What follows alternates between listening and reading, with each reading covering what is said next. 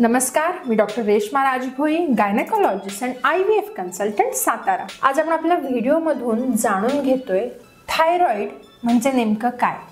कारण बऱ्याच पेशंट्स येतात, मॅडम थायरॉइड बद्दल डिटेल सांगा की थायरॉइड आहे हा कितपत सिरियसली घेण्याचा आजार आहे। थायरॉइड असणं म्हणजे नेमकं काय, हायपोथायरॉइडिझम किंवा हायपरथायरॉइडिझम मध्ये फरक काय, काय लक्षणं असतात आणि कोणत्या पद्धतीने उपचार केले गेले पाहिजेत याविषयी आपण जाणून घेऊया। थायरॉइड ही एक ग्रंथी आहे आपल्या गळ्याच्या पुढे, जी आपली विंडपाईप ज्याला आपण प्रक्रिया म्हणतो त्याच्या ती समोर पुढे असते।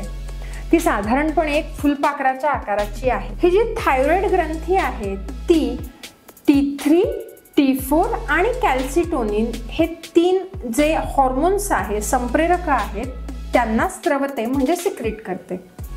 जे T4 नावाचं जे हॉर्मोन आहे त्याला आपण थायरॉक्सिन असं म्हणतो, T3 ट्राय आयोडोथायरोनिन आणि कॅल्सिटोनिन ही जी हॉर्मोन्स आहेत ती हॉर्मोन्स आपल्या शरीरातील चयापचय म्हणजे मेटाबॉलिझम आणि रिप्रोडक्टिव्ह फंक्शन म्हणजेच प्रजनन जी संस्था आहे त्याला कंट्रोल करते। आणि म्हणूनच थायरॉइडची जी ग्रंथी आहे, थायरॉइड ग्लँड जी आहे ती खूप महत्त्वाची आहे। सो आपण जेव्हा बघतोय की थायरॉइड आहे तर थायरॉइड आपल्याला सगळ्यांना असते, फक्त ती काम कशी करते याच्यावरती थायरॉइड आहे की नाही हे कळते। की जर थायरॉइडचे जे हॉर्मोन्स आहेत म्हणजे थायरॉइड ग्रंथी जी आहे ती जर कमी हॉर्मोन सिक्रेट करते तर त्याला हायपोथायरॉइडिझम असं म्हटलं जातं।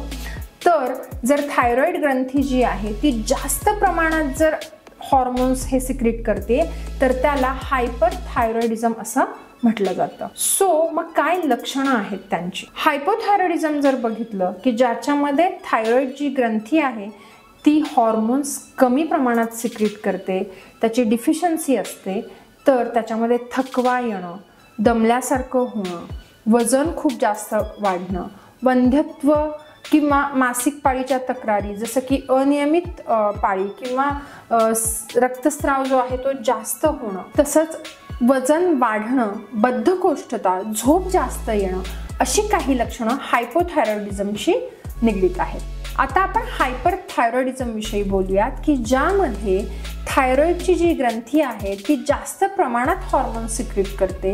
याच्यामध्ये खूप महत्त्वाचं म्हणजे छातीमध्ये धडधड होणं ज्याला आपण पाल्पिटेशन असं म्हणतो, ट्रेमर्स येणं, हातापायांची थरथर होणं। काही पेशंट्समध्ये मासिक पाळी अनियमित होते तर रक्तस्राव कमी किंवा जास्त असू शकतो। हायपरथायरॉइडिझम मध्ये वजन कमी असू शकतं। ते अजून महत्त्वाचं म्हणजे डोळे जे आहेत ते मोठे वाटतात, ते बाहेर प्रॉप्टअप झाल्यासारखे येतात, घाम खूप जास्त येतो।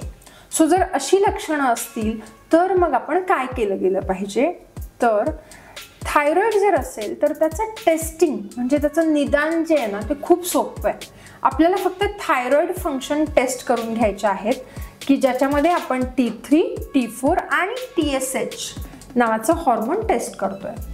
सो आता तुम्ही म्हणाल की थायरॉइड तर ग्रंथी TSH सिक्रेटच नाही करत आहे, मग TSH काय आहे? तर आपल्या ब्रेनच्या इथे एक पीयूषिका नावाची म्हणजे पिट्युटरी ग्रंथी असते। ती ग्रंथी थायरॉइड स्टिम्युलेटिंग हॉर्मोन म्हणजेच TSH सिक्रेट करते आणि ते TSH आपल्या थायरॉइड ग्रंथीवरती काम करते आणि म्हणून आपली थायरॉइड ग्रंथी बाकीचे हॉर्मोन सिक्रेट करते। सो जर हे TSH जे आहे त्याची जी व्हॅल्यू आहे ती जर जास्त असेल तर आपल्याला हायपोथायरॉइडिझम आहे, आणि जर TSH ची व्हॅल्यू जी आहे ती जर कमी आहे तर आपल्याला हायपरथायरॉइडिझम आहे। आणि अशा पद्धतीने निदान करणं खूप गरजेचं आहे। तर मग त्या लेवल्स कशा, म्हणजे नॉर्मल पेशंट जर आहे की ज्यांच्यामध्ये आपण जसं की प्रेग्नन्सीमध्ये एकदम स्ट्रिक्ट कंट्रोल हवं आहे, इन्फर्टिलिटीचे पेशंट्स आहेत तर त्यांना स्ट्रिक्ट कंट्रोलमध्ये हवं आहे, पण असं दोन्हीही नाही आहे, तर अशा पेशंट्समध्ये थायरॉइडची लेवल ही नॉर्मल कधी मानली जाईल मॅडम? तर लॅब टू लॅब थोडंफार जरी व्हेरिएबल जरी असेल तर साधारणपणे 4.5 हा कट ऑफ आपण ठेवू शकतो। जर त्याच्यापेक्षा जर जास्त वाढतंय तर तो हायपोथायरॉइडिझम आहे, आणि कमी येतोय तर ते हायपरथायरॉइडिझम असू शकतं. मग आता हायपोथायरॉइडिझमची नेमकी कारणं काय आहेत, का होतो तो? तर पहिली गोष्ट जेनेटिक म्हणजे अनुवांशिक. इडिओपॅथिक पण असू शकतं, सर्जरी, थायरॉइड रिलेटेड किंवा रेडिएशन इंड्युस्ड हायपोथायरॉइडिझम हा असू शकतो. हायपरथायरॉइडिझम बद्दल बोलायचं झालं तर इन्फेक्शन म्हणजे थायरॉइडायटिस इन्फ्लमेशन याच्यामध्ये हायपरथायरॉइडिझम दिसून येतो.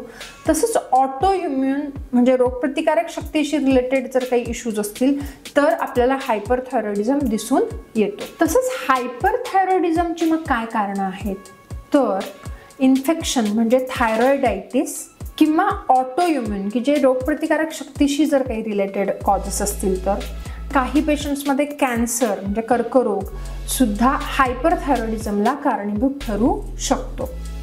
मग आपण निदान कसं करायचं बघितलं, कारणं बघितली, मग आता उपचार कसे घ्यायचे आहेत. खूप साधा उपचार आहे, पण आधीच आपण खूप घाबरतो, थायरॉइड आहे आणि मग स्ट्रेस इंड्यूस आपण बरेचसे आजार आपल्याला आमंत्रित करतो. हायपोथायरॉइडिझम असेल तर आपल्याला एक छोटीशी गोळी घ्यायची आहे थायरॉक्सिनची, की हे फक्त हे हॉर्मोन आहे आणि ते आपण सप्लिमेंट म्हणून वापरतोय. ती जी गोळी आहे ती पुन्हा प्रश्न येतो मला की ही मॅडम लाईफ लॉंग घ्यायची का? तर हो, थायरॉइड हायपोथायरॉइडिझम जर असेल तर आपल्याला लाईफ लॉंग गोळी घ्यावी लागू शकते, पण साधारणपणे दर 6 महिन्यातून आपल्याला थायरॉइड फंक्शन टेस्ट करून त्याचे डोसेज आपण ॲडजस्ट करू शकतो.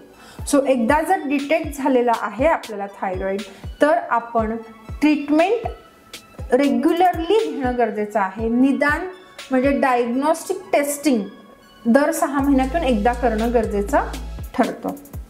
अगदी छोटीशी गोळी आहे, 1 रुपयापेक्षा पण त्याची किंमत कमी आहे.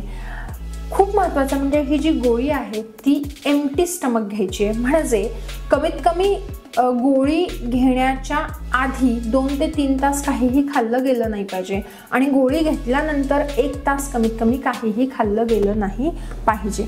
आणि म्हणून सकाळी उठल्या उठल्या ही गोळी घेणं योग्य ठरतं. त्याचं कारण असं आहे की ॲब्सॉर्प्शन व्यवस्थित जर झालं तर थायरॉइड हॉर्मोन्स आपले बॅलन्समध्ये राहतात. मग बरेच पेशंट असं करतात की मी सकाळी गोळी घेतली नाही मॅडम, मग मी दिवसभरात घेतली नाही कारण तुम्हीच सांगितलं की ती उपाशीपोटी घ्यायची आहे. पण मग तुम्ही ती स्किप करायची नाही आहे, कारण ते दुसऱ्या दिवशी घ्यायचं नाही आहे, ती त्या दिवशीचा जो डोस आहे तो घेणं गरजेचं ठरतं.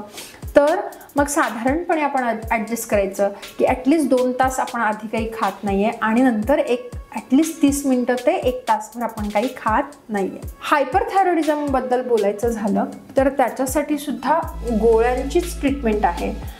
याच्यामध्ये रेडिओ आयोडीन थेरपी हायपरथायरॉइडिझममध्ये आपण घेऊ शकतो.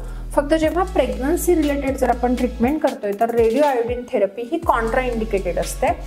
त्यामुळे योग्य प्रकारे जर आपण थायरॉइडचं निदान केलं आणि जर योग्य उपचार केले तर आपण थायरॉइड ग्रंथीला कंट्रोलमध्ये ठेवू शकतो आणि त्याचे जे काही परिणाम आहेत, जी काही लक्षणं आहेत त्यापासून आपण आपली सुटका नक्कीच करून घेऊ शकतो. अशाच प्रकारची माहिती जाणून घेण्यासाठी आमच्या चॅनेलला नक्की सबस्क्राईब करा.